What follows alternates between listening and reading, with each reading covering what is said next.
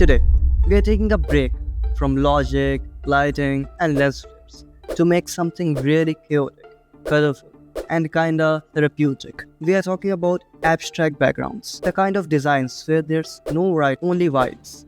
It's like painting with Photoshop and pretending we know what we are doing, and somehow it turns out awesome. If you have ever opened a blank canvas and said, what if I just slapped some colors on this and made some magic? You are in exactly the right place. No stress, no perfectionism, just pixels and possibility. So grab your coffee or tea or whatever fuels your creative skills and let's dive in. Alright, first things first, add a blank layer. Grab your brush tool and seriously pick any color. No overthinking at all. I'm going with maybe turquoise, a bit of green, yellow, blue, and maybe finishing off with a splash of red. It looks like a digital unicorn sneezed on the canvas. But that's the point. This is about mood, not masterpieces. Feel free to mix in some weird colors. Drag your brush around randomly or even switch brushes midway, like maybe using texture brushes, soft brushes, hard brushes, whatever feels fun. If you want to push the chaos even further, lower the brush opacity and build the color layers. It makes the whole thing more organic and unexpected. Let's try this on a second painting as well, because I want to prove to you that we can actually make art out of anything, whatever idea comes in our mind. Let's crank out a second painting. This time, we are going with a bold and red backgrounds to shake things up. Then brush on some purple. You can do as you like. It can be messy but intuitive, like you are telling a story with colors instead of words. Next, think about color balance. I almost went with green, but nah, yellow popped up even more. It's all about feelings, not rules. Abstract art doesn't have to make sense to anyone but you. Fun fact, modern abstract paintings have been sold for millions. It's a proof that sometimes chaos can be equal to cash.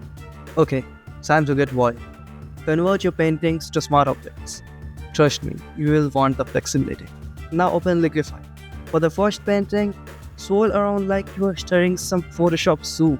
The swirl effect is one of my favorites when I don't have any clear plan. For the second painting, maybe add some directional flow from one side to another. This is where things go from me to wow. Think of Liquify as bending the rules of reality. Physics don't apply here. Now, back to the first painting. Let's add a gradient map. This is Photoshop's secret weapon for turning chaos into cinematic. I'm using yellow and black, high contrast and punch. Don't be afraid to experiment. Swap warmth for cold tones or bright for muted palettes, or anything you want. Here's a trick. Try using gradient, unexpected colors. Neon pink, deep navy, burnt orange, ICT, anything. Now, it's time to add grid. Create a new blank layer. Fill it with 50% gray using Shift plus Backspace. Now, convert it to Smart Object and set the blend mode to over. It will make it feel like it's not even there, but it surely will show the effects. Now, head to Filter, Noise, Add Noise, and crank it up till you feel the noise texture adds cinematic. The subtle grid hides imperfections, add up, and make the whole thing feel intentional and tactile.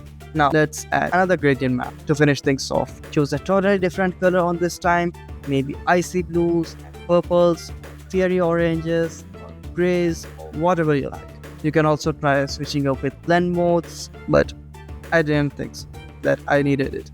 And there you have it. A full set of abstract backgrounds built from chaos, color, and a bit of Photoshop magic. Remember, these don't take long. You don't need a constant, and you definitely don't need to be an expert. Just start painting, experiment with Liquify, gradient map, add some noise. If you enjoyed this creative chaos session, hit the like button, subscribe for more Photoshop maths, and drop a comment below. Which background was your favorite? Got any crazy Photoshop experiments you wanna share? I'm all ears. And keep this in mind. Sometimes the best designs don't start with a plan. They start with a brush, a blank layer, and a little bit of chaos. Thanks for watching.